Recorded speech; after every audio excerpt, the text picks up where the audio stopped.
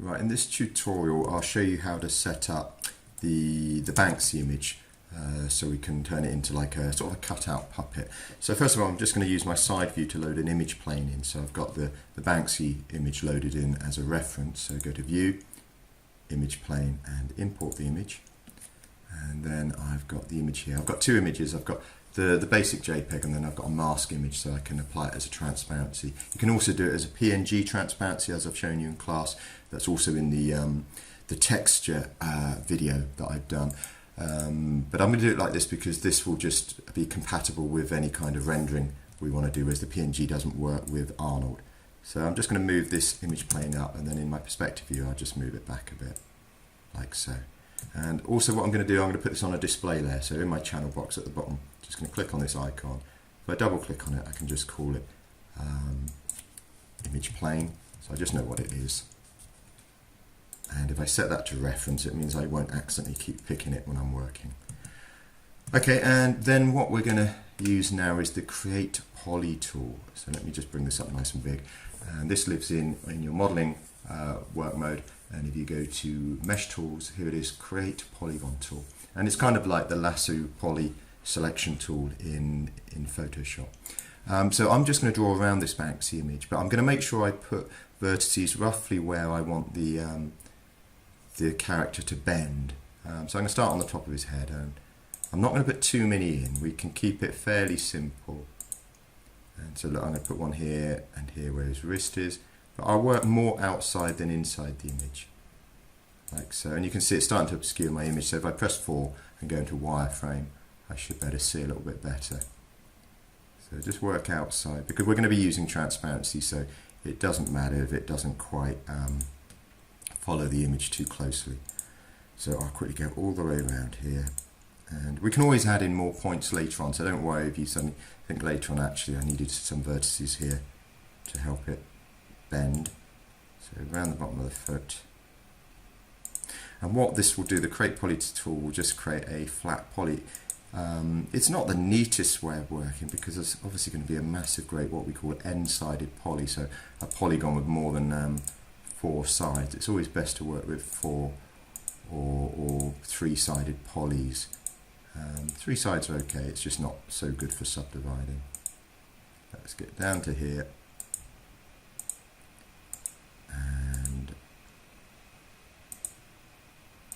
And press enter when you want it to join up at the end. And if we have a look at that in our perspective view, you'll see what we've got. Look, we've got this image like so. Now you can see, look, one side's black and one side's grey. It's the way the actual poly face is directed. So at the moment it's actually facing this way. So I'm going to flip it round. So in mesh display I'm going to go reverse, and that just flips the polygon round like so. Okay, they always have a side to them. So we've got the basic outline shape. What I want to do now is to put some subdivisions into this shape. Actually, I'll do it in the perspective view. So if I select it, and if I use just the multi-cut tool, so if I bring up my modeling toolkit, I'll bring up the multi-cut, and I'm going to just quickly put some subdivision. Now what you should see is, you hover around with the multi-cut, you should see it lights up red whenever it's over a vertex, like so. So look, I can click there, and then over here click again, press enter. So for his wrist I'll click there, and I think there, again press enter. So I'm going to just do this, and I can tidy this up a little bit later on. I'm going to carry on this one all the way around to there. You can just do one edge at a time, or I was just sort of trying to save a little bit of time. So this means that his legs should be able to bend about, and the more you subdivide it, the better it will deform. So eventually I tend to put a few more subdivisions in. So I'll keep it simple to start with, but I might add a few more in later on. So look, he's got knee bend here, stuff like that, and then this arm needs to be able to bend. So yeah, just be careful, make sure it does light up red, the multi-cut tool, otherwise you'll end up with verts right next to each other, because if you don't click on another vert, it will add another vertex into the, look like there. Let me just undo that, I can just delete to undo. So I'll click on that, press enter. So that's pretty good as a starting point. Like I said, I might add just a few more in, so I'm going to go from the top of the head, click there, then I'm going to hold shift down so I find the midpoint of each edge, then release it, and then just click here. I've got that extra row going down there. And to help the legs, I'm going to start here, shift again just to find the middle of the edge, and then release that just to click onto that. And again here, you don't have to do this, but it might just help how it bends at the end, because this is going to have an image on it eventually, and the image will skew about as you bend this shape about. So I'm just going to add a few more subdivisions in just to help it out when it starts to bend about. I might add one in across here like that. I'm just holding the shift key to do that, and I'll do the same with the arms. I'm going to hold down to there, across there, across there. You can go across lots of edges if you want. That should be enough for this. I think that will be absolutely fine for now. So once you're finished with that, press Q to go back into selection mode. And now what we'll do, we'll add the texture onto this. So I'm just going to press to go back. I press the F8 key to go back into object mode. I'm just using that shortcut. So we'll assign a new material to this. So assign new material. So I'm right clicking, assign new material. I'm just going to assign a Lambert. And then look, I've got lots of history here, lots of poly splits. So if I delete my history by clicking on the blue clock on my modeling shelf, there we go. So it's a lot tidier now. We've just got polysurface shape, and our shader network. And so I'll just map this to the color channel as a file, and it will come up really horrible when we first do it. So I want Banksy image, and I'll press the 6 key so I can see it, and you can see it's mapped horribly. So I need to sort that out. So I'm going to just go into UV, and I'm going to do a planar map. And look, he's facing, I think, towards the x-axis. So I'm going to just click on the x-axis. I'll keep the image width height ratio, leave all those the same. It's just this one might be turned off in your options. And I need to select an object in object mode and then apply it. There we go. I had nothing selected, so it didn't do anything. And then look, when you first do this projection, if you want to, you can play about with the actual projection tool here. It's a little bit fiddly. But otherwise, just go into the UV editor and move it about in the UV editor. So I'm just using the projection tool to help it, to sort of scale it up and get it to the right shape. Let's just, but you might find the, just going straight into the UV editor is better. He's a bit too scaled. That's about right. He's kind of fitting into the image, I think. I think I'll just, whoops. If ever this disappears, look, you can see that's disappeared. How the hell do I get it back? Press F8 to go into object mode, and if you have a look in your channel box, look, there's polyplanar. Click on that, then press the T key, and it brings up the custom tool for that piece of history. That is actually where you can use your history. Once I delete history, this projection image will disappear, and I'd have to do everything through the UV editor. Let's actually go and use the UV editor. I rarely use the projection tool anymore. I tend to go straight into the UV editor. Let's just dim the image so we can see our UV lines. So that I clicked on this icon here, and you can control the dim of the image. Right click, UVs. You'll probably find this just a lot less fiddly. So I think that's about right. I just want it all outside. Yeah, that's cool. Next thing I want to do, you can see at the moment we've got this white edge. Let's go back to the classic view. The next thing I want to do is put the transparency on. So I'm going to go back to my attribute editor. And look, I've got some more history in from doing the projection, so let's delete the history again. And it just has the 3 nodes again, so it's nice and neat. And look, here's the transparency channel in my Lambert 2. Click on the mapping icon, file again, and we load the mask image on. And if you look at this, this is a black and white where white is opaque, so it's solid, and black is transparent. So I just did that in Photoshop. I just masked it off, filled one in black, one in white, saved it as a JPEG, but called it a different name. So we'll open that, and you can see, look, that makes the transparency work. Now what's good with masks, these black and white transparency masks, is they will work with different types of renderers and game engines and stuff like that. So it's a good way of doing it, whereas the PNG technique I've showed you, where you just have one image and it automatically picks up on the transparency, that's good if you're just play blasting stuff and so on, but it won't work in Arnold, or not that I'm aware of yet. So we've got our basics here. At this point, it might be worth saving it. So file, save scene as Banksy 01, and I'll save that. Okay, the next part is to rig it. Okay, so we can animate it. I still want an extra couple of subdivisions in this, so I'm just going to go into my front view. I'm going to hide my image plane away now. So I can just press the visibility. My image plane disappears. I'm in wireframe, so let's press the 6 key so I can see this. Actually, I might not. I'm going to press the 5 key, so I'm just seeing the materials. I'm going to have a couple of subdivisions around these legs, so that I'm using the multi-cut tool again. And I'm just going to use the slice tool. So all I do now, I don't press anything apart from the left mouse button. I just slice across here, slice across here. So I can just put these extra subdivisions to hopefully help this just deform a little bit better. Okay, not the cleanest way of working always, but I'm just doing this quickly. So those subdivisions around the knees might help. I might do the same for the elbows. So again, the multi-cut, just left dragging there and there. So you can see how versatile the multi-cut tool is. You can use it as an edge loop tool, you can use it as a sort of split poly tool, and you can use it as a slice tool as well. So it's a versatile tool in Maya.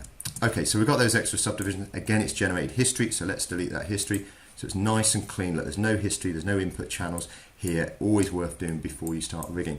I could freeze its transforms. Look, you can see here, this is all 0 and 1, so freezing my transforms wouldn't make any difference. So let's rig it, okay? It's going to be very limited what we can do with this, but we'll stick a rig in it anyway and see what we can do. So I'm going to go to the front view again. Let's just get this set up. I'm going to go to my rigging shelf, create joint tool, and I'm going to start with, let's turn on the wireframe on shaded so I can see his wireframe. I might do it like this so I can just see this a bit clearer. So I'm going to start off with the spine. I'm going to start here, and I'm not going to put too many bones in. I'm going to click there, there, there, and there, and press enter. If the joint sizes are too big or too small, you can change those in display, animation, joint size here. Okay. Next one, I'm pressing the Y key to repeat the tool. So there, there, there, and there. Can you see I've put a slight curve in this? It might just help with the IK. I am going to put IK in this to help the legs bend and stuff. So I'm always bending them slightly in the same way. And then the arms, probably won't put IK on the arms. And then this one. And I think that's probably all I need. I am going to put a bone up here. This will just help hopefully with the weighting. This vertex here is probably going to pick up on the head weights when we skin it. Then we've just got to do the hierarchy correct. So this is the one we want to be able to move this joint and all the other joints follow. Okay, so if you move that joint and the other joints don't follow, they need all parenting up. So I'm going to pick this one, and then remember you pick the parent object last. I just pressed the Q key to get rid of the manipulator tool there. So I pick this one last, holding shift down, and I press P, and the arrow should point this way. So if I move the hips about now, the legs move with it. It shouldn't be the other way around. If you move this leg, look, it should do that. They should be on a lower hierarchy, so they should not move the spine about. Same again, pick the child objects first and the parent object last. Okay, so in this case it's that chest bone. Press P, and now if I move him about, everything should follow. That's good. Now check the perspective view, just make sure everything's in the right place. Sometimes this might be over here and you might suddenly see that your skeleton's over here. So just check that's all in the correct place. And let's skin it and see how it works. So pick this at the topmost joint in the hierarchy, so it's this one here. You can always check this in your outliner. So bring up your outliner, look, there's joint 1. If you hold shift, it expands the whole skeleton. So joint 1 is that joint there. You can see everything else turns green. It just means it highlights everything in green that's below it in the hierarchy. So I pick that, hold shift down and pick the model. It doesn't matter which way around you do this. I need my rigging shelf, not my rigging shelf side, but my rigging mode, and I want to go to skin, bind skin options, and it's the same options I've been teaching you all along. So joint hierarchy, maximum influence is 3, drop off rate 10, and apply. So now if we move this joint about, Banksy's character follows, and if I move the arm about, he should deform. It is default weights, but it's not too bad to start off with. I bet the flowers are rubbish. I bet that goes, that's not too bad, but you can see that that vertex is pulling there. So if I move his head, I bet it's assigned to that. Yeah, there you go. I'm going to put some IK in, and then I'll have a go at fixing those weights. So the IK for this is very simple, but this is a 2D model, but we still use the same IK we did with our 3D model. So look, here's the IK tool. I'm going to click at the top of the thigh, release, and click at the ankle. Okay, and then just click anywhere else. And then I'm going to press the Y key to repeat the tool and put another one from here to here.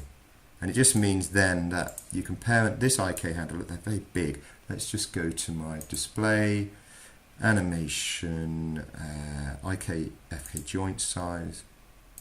Let's just reduce the handle size a little bit, see if that makes any difference. No, it doesn't seem to be making any difference. I'm not going to worry about that at the moment.